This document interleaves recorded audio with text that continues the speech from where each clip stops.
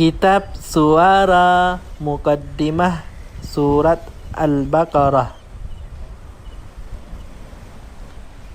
Al-Baqarah artinya sapi betina. Muqaddimah Surat Al-Baqarah yang terdiri dari 286 ayat ini turun di Madinah, yang sebahagian besar diturunkan pada permulaan tahun Hijrah, kecuali ayat 281 diturunkan di Mina pada Haji Wada', yaitu Haji Nabi Muhammad sallallahu alaihi wasallam yang terakhir. Seluruh ayat dari surat Al-Baqarah termasuk golongan Madaniyah, merupakan surat yang terpanjang di antara surat-surat Al-Quran, yang di dalamnya terdapat pula ayat yang terpanjang, yaitu ayat 282. Surat ini dinamai Al-Baqarah karena di dalamnya disebutkan kisah penyembelihan sapi betina yang diperintahkan Allah kepada Bani Israel. Ayat 67 sampai dengan 74, di mana dijelaskan watak orang Yahudi pada umumnya.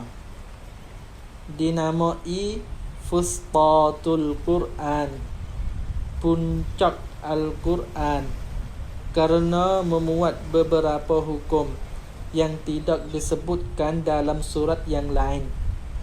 Dinamai juga surat Alif Lam Mim karena surat ini dimulai dengan Alif Lam Mim. Pokok-pokok isinya: 1. Keimanan. Dakwah Islamiyah yang dihadapkan kepada umat Islam, ahli kitab dan para musyrikin. 2. Hukum-hukum.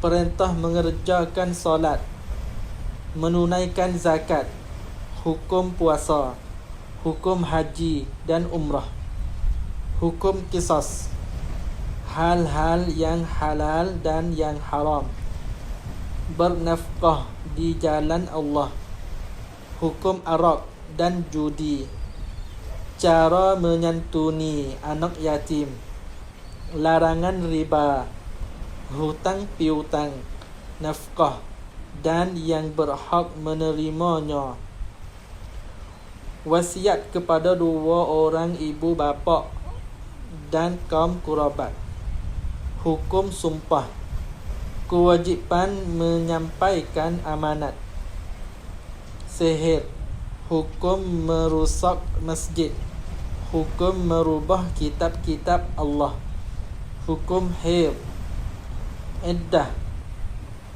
talak, khulu', ila' dan hukum susuan, hukum melamar, mahar, larangan mengawini wanita musyrik dan sebaliknya, hukum perang.